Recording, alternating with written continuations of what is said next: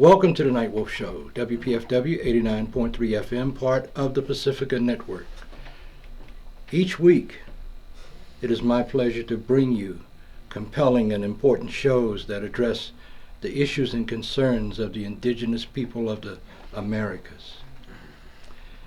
Tonight I have another great show for you. I'll be talking with one of the great scholars of Taino history, culture, and art, Dr. José Barreiro, my brother, who is the director of the Office of Latin America at the National Museum of the American Indian.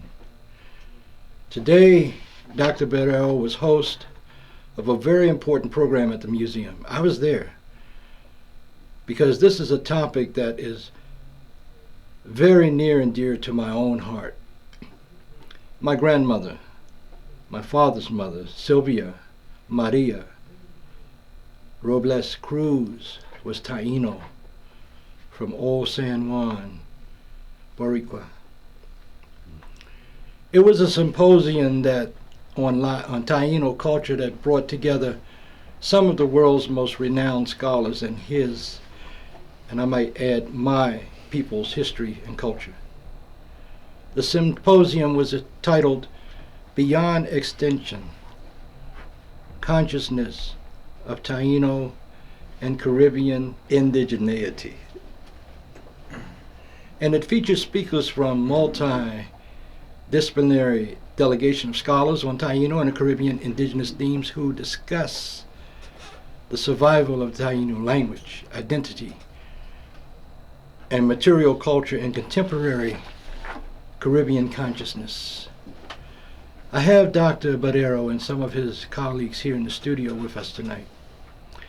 So please stay tuned. You're listening to the NightWolf Show on WPFW 89.3 FM in Washington, D.C. The American Indian's Truth, the most dangerous show on radio, coming to you from the center of Washington, D.C. My dear friend and brother, Dr. José Barreiro, serves as the director of the Office of Latin America at the Smithsonian National Museum of the American Indian, NMAI. Dr. Barreiro is one of the leading scholars of American Indian policy and contemporary Native experience, and is a pioneering figure in Native American journalism and publishing. Among his many achievements, he helped establish the American Indian program at Cornell University, serving as Associate Director and Editor-in-Chief of, now you're going to have to pronounce this word for me. Agüego. Agüego. That's Mohawk. That's Mohawk. Agüego Press. All of us. You're right. And the journal Native Americas throughout the 1980s and 90s. In 2000, he left Cornell to join the staff of Indian Country Today as the senior editor, and staff members who read ITC have seen his byline on countless thoughtful articles and editorials. A great writer, I must say. Dr. Barreiro is a member of the Taino Nation of Antilles. He received his doctorate in American Studies from the State University of New York at Buffalo. Jose, my brother, welcome back to the NightWolf Show. It's been some time since I've had you in my studio, and it is always good to see you. Is there anything you would like to add about yourself? Oh, not a thing, Jay. I can live with that very generous introduction. It's too nice. But it's all true, bro. I'd like to introduce you to two additional guests, two great men in their areas of expertise. Juan Carlos Martínez Cruzado. He is full professor at the University of Puerto Rico, Department of Biology. Welcome to the show, brother. Tell us a little bit about who you are. Hi, NightWolf, and it's my great pleasure to be here in this program. I am a full professor at the Department of Biology at the University of Puerto Rico at Mayagüez. This is a city in the western coast of the island. It's about 2.5 hours away from the capital, San Juan, and I assure you it's the best university in Puerto Rico. And I was born actually in Pittsburgh, Pennsylvania. Wow. And I was, however, raised in Mayagüez. And I made a bachelor's degree in biology at the University of Puerto Rico at Mayagüez, where I am teaching right now. From there, I went and finished a PhD in molecular evolution at Harvard University. I actually had two chairmen. One of them was Fotis Kafatos, a Greek person who's now at the Imperial College in UK. He actually for some time was the head of the European Molecular Biology Laboratories in Heidelberg, Germany. And my other chairman was Richard Lewington, a well-known geneticist who's entered the national debate on nature versus nurture. Then since 22 years now, I've been professor at the University of Puerto Rico in Mayagüez, and I have done some genetic studies on Puerto Ricans, and I am here because I have found evidence of Native American ancestry among all Puerto Ricans. Thank you so much. I'm honored to have you here with us. My other brother behind the camera. Now, let me see if I get that last name correctly. His name is Alex Zacarias. Zacarias. And he is an independent filmmaker, and he's also one of my Taino relatives. Tell us a little bit about who you are. I'm from Vieques, Puerto Rico. I'm a Taino Boriken. Grew up in Chicago. I was born on the island of Vieques. Grew up in Chicago, and now I live in Green Bay, Wisconsin. I am working on a documentary film that examines the idea of the Taino identity, and that story brought me here to Washington to participate in the symposium, to learn more about that idea of identity, and this was a great opportunity to get a perspective from many angles and many views about the Taino identity. Thank you so much. I'm also honored to have you here as well. Now, since I've got all of you in the studio, I'll start the questioning by asking you first. Jose, would you tell me about the National Museum of American Indian Office of Latin America? What is the mission, the goals? I tell you, this is something that has been much needed at the museum now more than ever. And of course, we know how many indigenous people live throughout Central and South America and the Caribbean, and millions more that have native peoples in the U.S. and Canada combined. So I'm happy that they got this office up and running. Tell me about it. Well, for those of your listeners who might not know, the National Museum of the American Indian is the Smithsonian Museum, the most recent to be built. It has a very specific mandate to serve living cultures, living populations of native peoples. In that it differs a bit from the rest of the Smithsonian mandate in large form, but this has become a very important museum in the sense that it's a cultural embassy for native peoples. We house a collection of nearly 1 million objects. Some 30 to 40% are from Latin America. Absolutely. So our mandate requires us to care for these objects, and to care for these objects in the most living, most respectful way that we can. They are representations of culture, representations of, again, living people. And in Latin America, as we know, the majority of indigenous peoples of the Americas reside. So we are conscious of that, and now the mandate is being more strictly fulfilled by having this office that's launching projects, launching exhibition projects, symposia like we did today. The symposium was really very interesting because it comes accompanied with a 3-day full roundtable workshop conversation among scholars. So the symposium is just a public expression of something that was much deeper through the week, and it gave a number of us a chance to get together on the main issue of our research individually and then in common, to look at the indigenous roots, the indigenous evidence of people in the Caribbean islands. We started with the 3 Spanish-speaking islands, primarily Dominican Republic, Cuba, and Puerto Rico. And brought together people of different disciplines and different research lines, research interests You know, to look at this question. You know, while I was sitting there, I was just taking it all in. There was a lot to take in such a short period of time. It was academia speaking to academia. Well, we did that, and we have to. You know, although, let me say that we combine people who work oral tradition issues, people who are identify as Taino, who are researching their own families, their own trajectory, where they come from, not necessarily with a very strong discipline behind them, but with a discipline to tell the truth. And that's the main idea that we all agreed on. We need to document. We need to be clear about what we're saying, because it's a controversial topic, in the sense that there has been a very strong wall of denial that anything exists of indigeneity, of indigenous, of Taino extraction in the Caribbean, that it was all over by 1550. It was kind of the dominant sense of that extinction. And the other important thing about that is what left that symposium will go out into the world. Yes, it will. It gathered, like I said, really good people who are into finding the real roots of the subject. And it's at the Smithsonian, it's at the National Museum, and we want to do something serious, and it has residence. Okay. So that was the purpose. I want to ask this question, and I know you're going to give me the historical answer.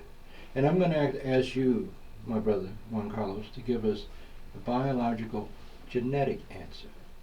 And then I want you to give me the answer in the real world. Okay? What is the story of the Taino? Well, the story that we are trying to surface here is the story of survival, of what survived. Extinction is a term that is extremely difficult to really apply to a human population. Is it the biological extinction? Is it cultural extinction? Is it the extinction of language? Is it the extinction of identity? Is it the extinction of knowledge of how to live in the world, in the natural world?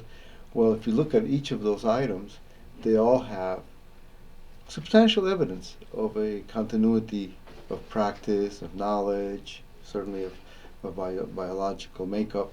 So we are saying to ourselves, there's something here, and we feel it, and we come from families that feel it. Some of us, some families don't. But one thing that we've been finding out is that it's so widespread. Absolutely. That it has a strong meaning. And at a moment when the world is hurting for deep identity everywhere, where people are wondering who they are, at a moment when the world is so disconnected from the natural surroundings, these are important questions, especially for the Caribbean islands that seem sometimes to be disenfranchised from that deeper sense of connection.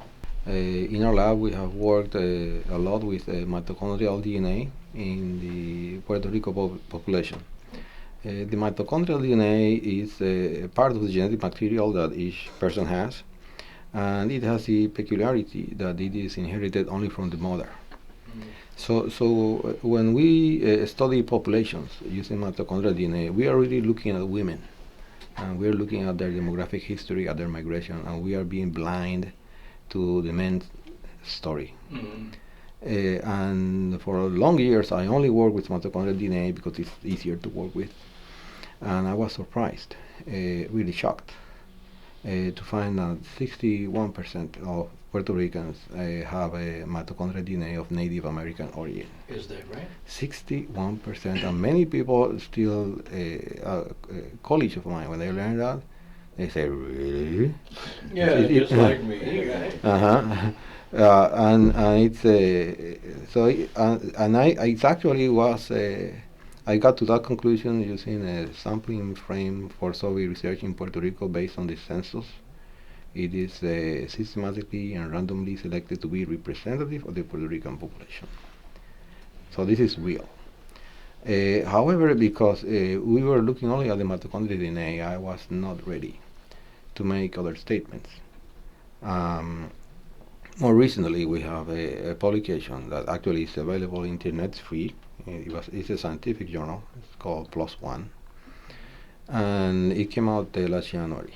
And was a work done in collaboration with the lab of Esteban González Burchard at the University of California in San Francisco, using the same sample set that I use with the mitochondrial DNA.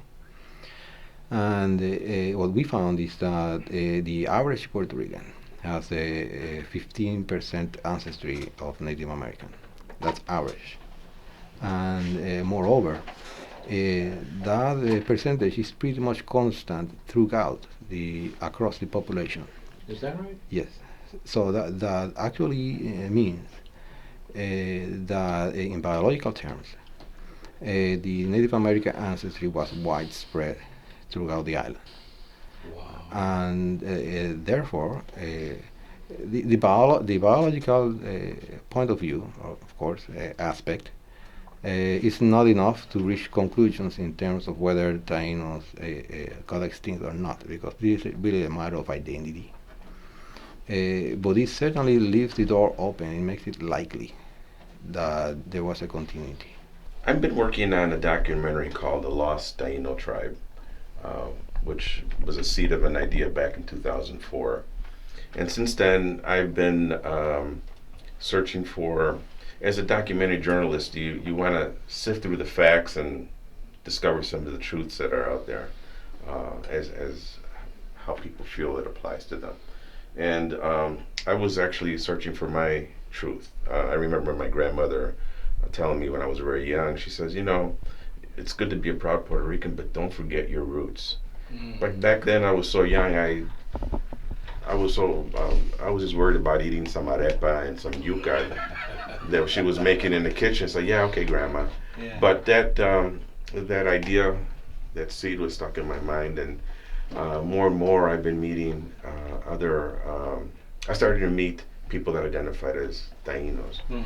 And I wanted to get more in depth and find out, I thought I knew it all. 1492, Christopher Columbus arrived, and he ran into some people. Who were they? Most people don't know who they were. He tried to enslave them and then kill the rest, right? But who were they, and why wasn't I taught that? In the formal educational system. So what I'm hoping to do with this documentary is to, again, inform and educate and let people themselves decide what is the truth and what are the facts. And what's one of the most important discoveries you made?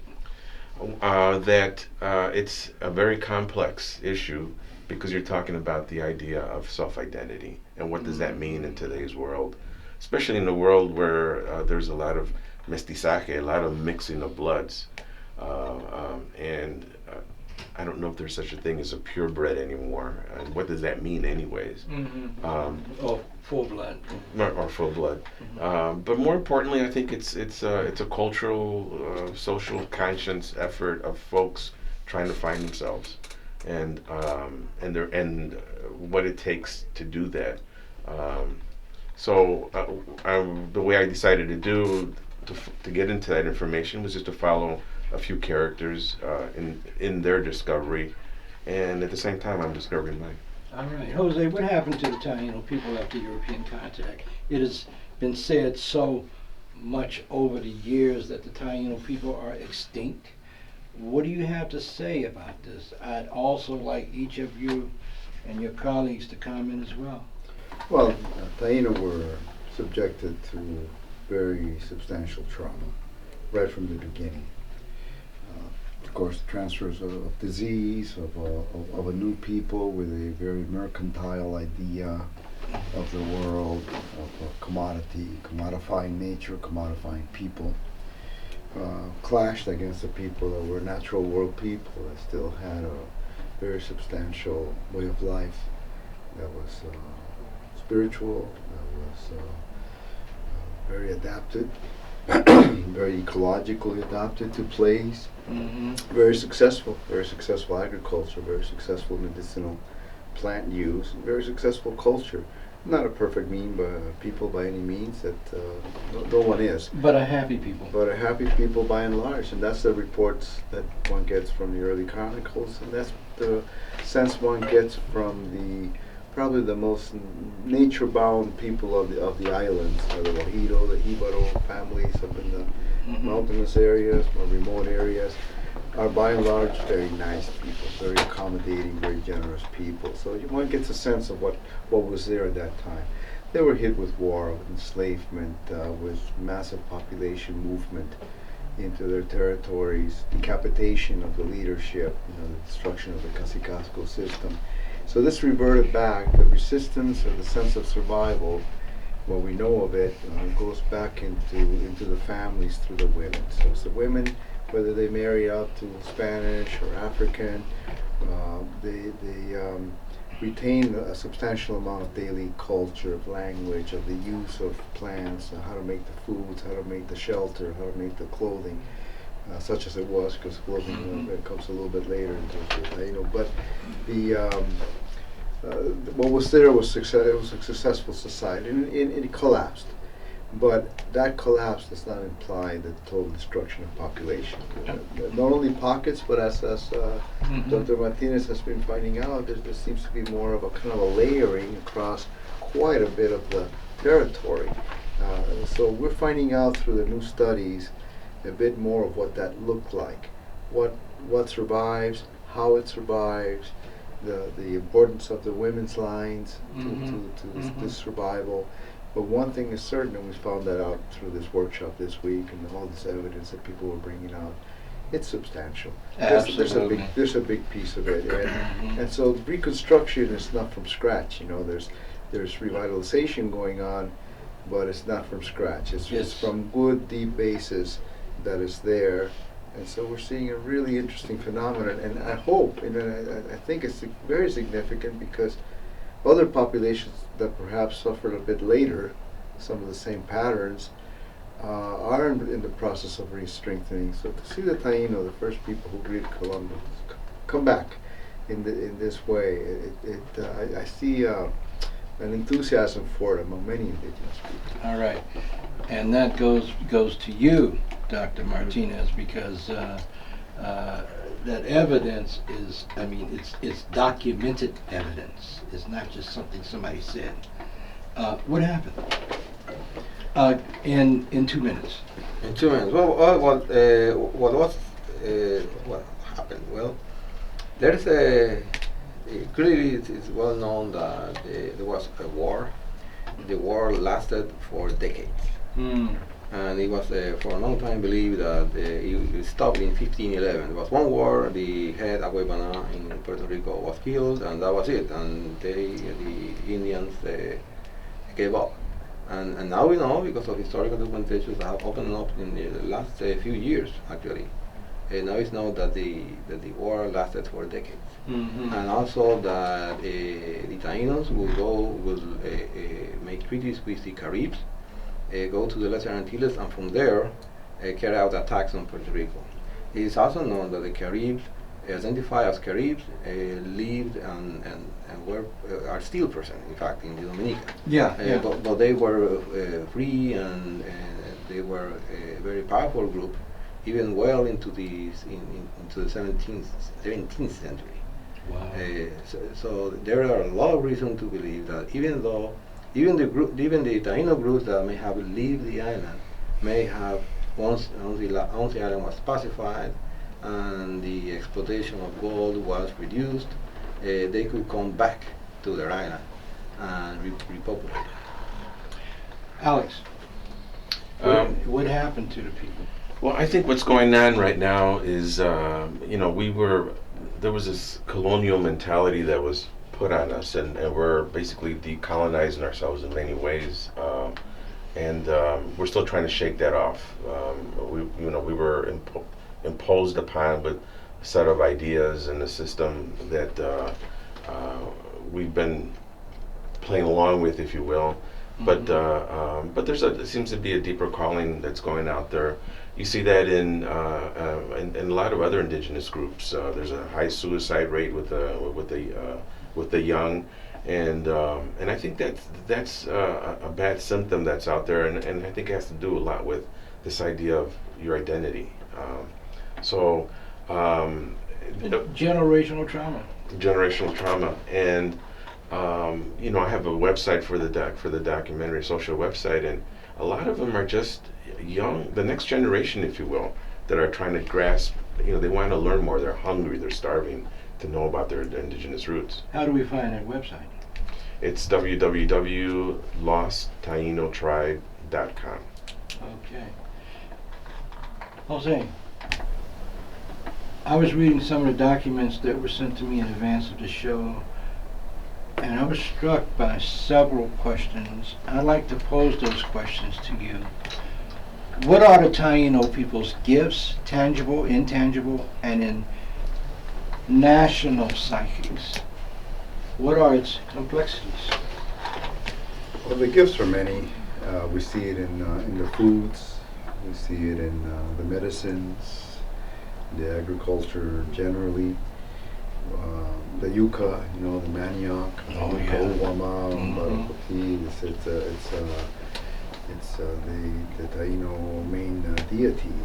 So the yuca and everything that flows from that is very much there. And again, like I said, the medicines are quite substantial as well. But beyond that, if you look at almost every religious expression in the Caribbean, whether it's Santeria, whether it's Afro-Cuban religions, Afro-Caribbean religions, whether it's voodoo, they all have an expression of the Indian, of the indigenous. Sometimes the commission of spirits that's going to visit a ceremony always starts with the Indian.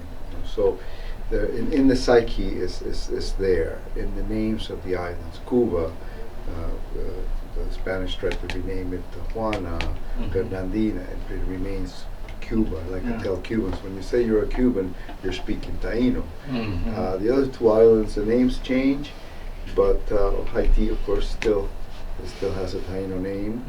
But the favorite names for Dominican Republic is Kiskeya, Puerto Rico, Boriken. So you have those deep senses of consciousness that won't die out.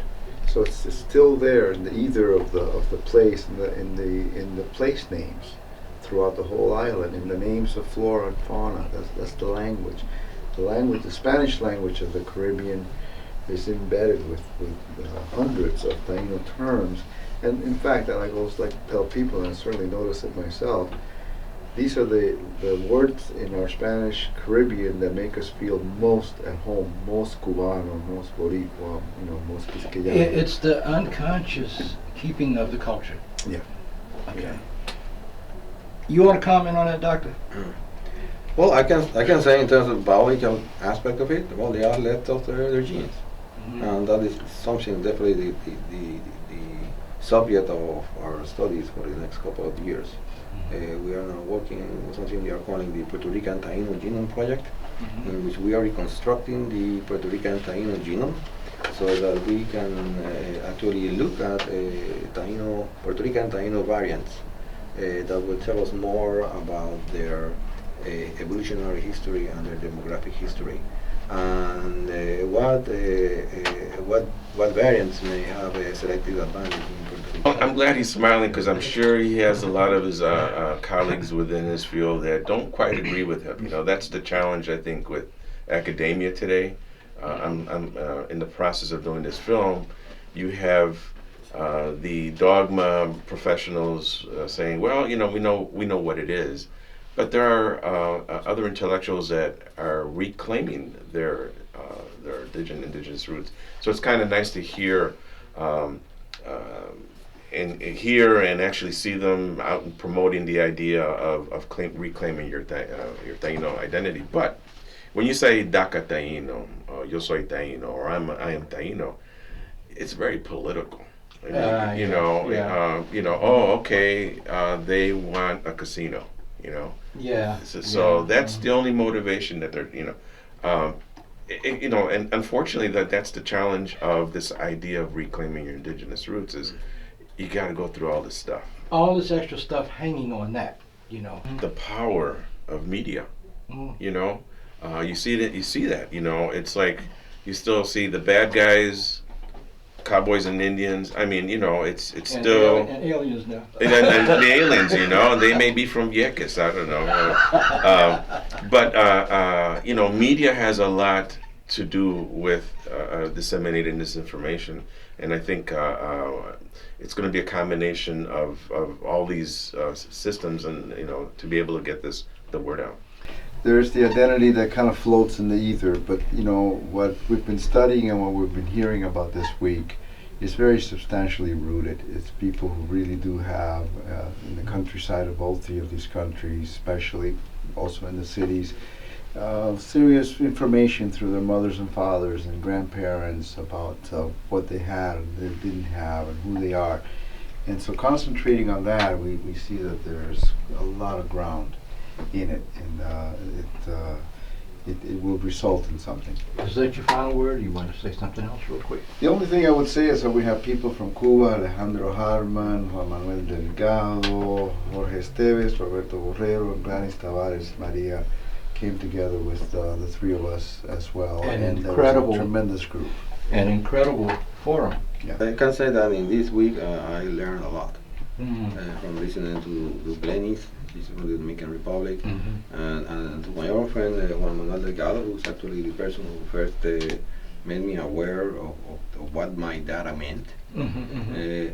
And also Alejandro Hartmann and Jose himself. It's been a great experience to meet them. Thank you so much. Yeah. Brother Alex. I just want to say. By the way, I got a grandson. Oh, okay.